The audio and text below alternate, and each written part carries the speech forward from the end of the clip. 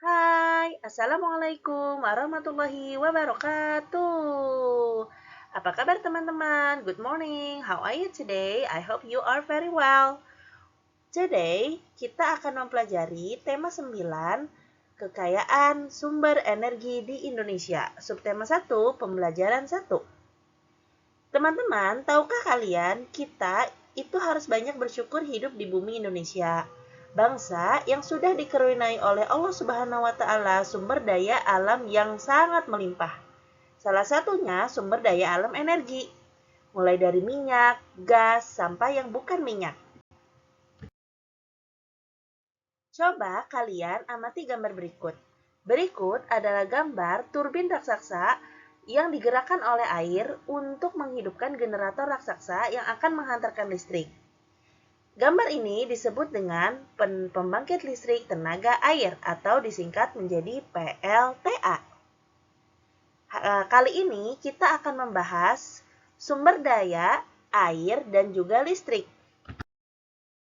Kegiatan membaca. Kalian bisa melihat modul kalian di halaman 4. Air dan listrik.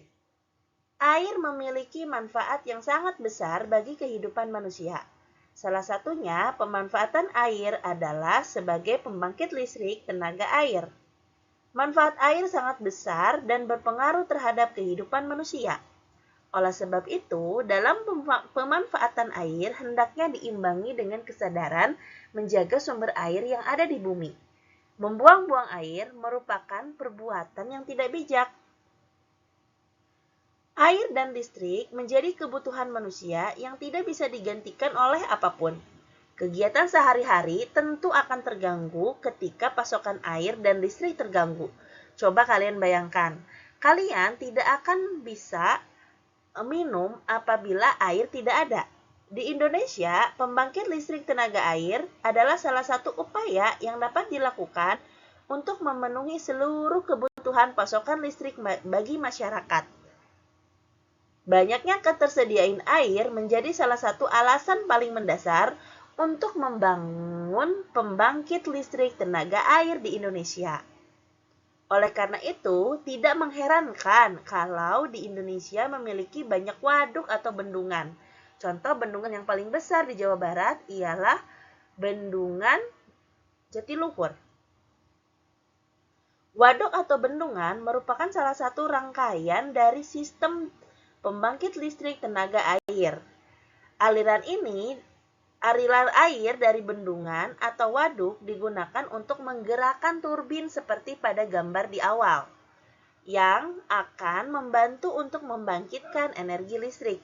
Jadi, aliran air itu akan menggerakkan turbin raksasa, sehingga kalau turbin raksasa itu bergerak, dia akan menyalurkan energi ke generator. Teman-teman, air merupakan salah satu sumber energi yang cukup berlimpah. Air menyimpan energi yang cukup besar. Aliran air mampu menggerakkan kincir yang dibangun dekat sungai. Kalau kalian pernah berjalan-jalan ke sungai dan ada kincir, nah kincir air itu digerakkan oleh air yang mengalir. Kincir-kincir ini lalu akan dihubungkan dengan generator untuk menghasilkan listrik. Makin deras aliran listrik, semakin kencang kincir berputar. Lalu energi listrik yang dihasilkan pun semakin besar. Begitu teman-teman, bagaimana air dan listrik saling berhubungan. Dan di Indonesia ini, kita menggunakan sistem PLTA, pembangkit listrik tenaga air. Jadi, listriknya itu berasal dari pergerakan air yang akan menggerakkan turbin raksasa. Kemudian turbin raksasa itu akan menyimpan listrik ke generator. Nah, coba teman-teman jawab pertanyaan berikut. Apa fungsi air dalam pembangkit listrik tenaga air itu? Kalau teman-teman tadi menyimak penjelasan, teman-teman pasti tahu nih apa fungsi air pada pembangkit listrik tenaga air. Yang kedua, mengapa untuk menghasilkan listrik perlu dibangun sebuah bendungan? Kenapa tuh menurut kalian? Untuk menghasilkan listrik perlu dibangun sebuah bendungan.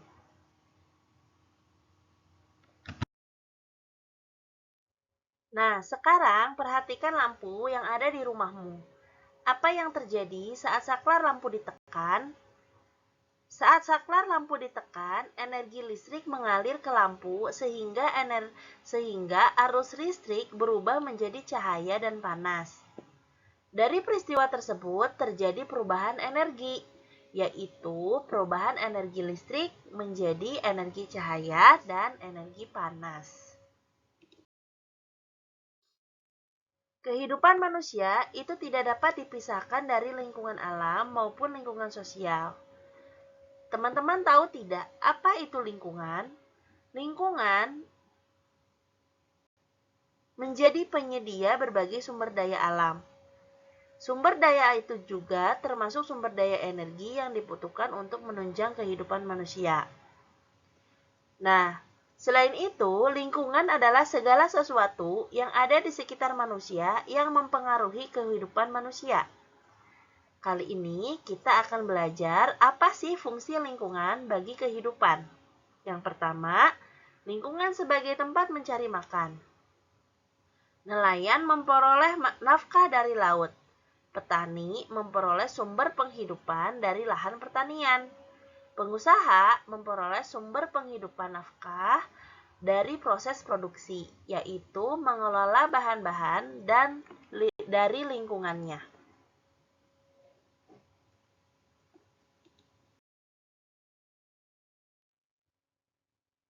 Yang kedua, lingkungan sebagai tempat bekerja. Setiap manusia melakukan berbagai aktivitas untuk mencari nafkah. Berbagai aktivitas tersebut menimbulkan terjalinnya interaksi sosial. Hal ini juga menunjukkan ketergantungan antar manusia dengan sesamanya.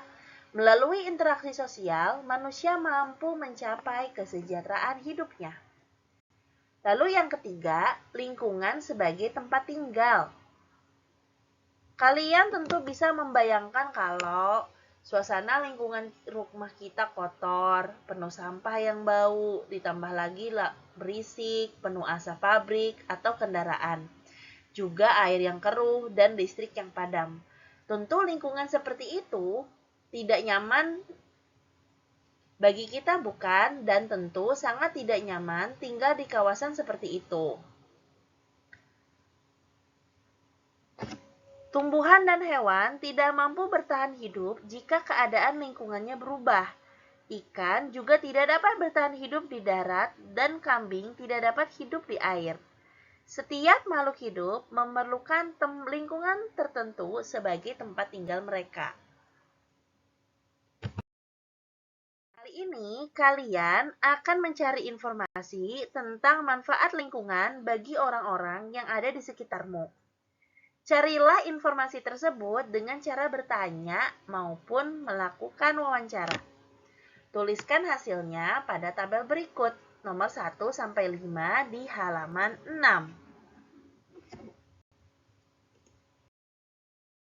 Warahmatullahi wabarakatuh.